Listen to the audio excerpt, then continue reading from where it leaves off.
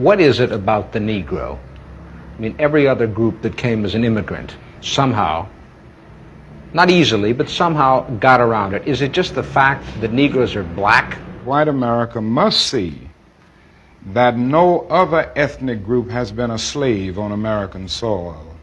That is one thing that other immigrant groups haven't had to face.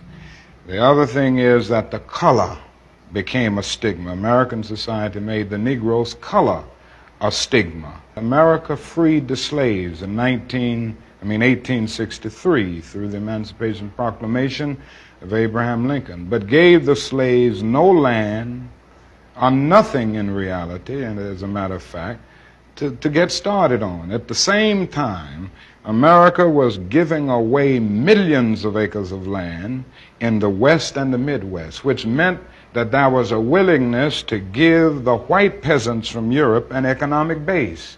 And yet it refused to give its black peasants from Africa, who came here involuntarily in chains and had worked free for 244 years, any kind of economic base. And so emancipation for the Negro was really freedom to hunger. It was freedom to the winds and rains of heaven. It was freedom without food to eat or land to cultivate, and therefore it was freedom and famine at the same time.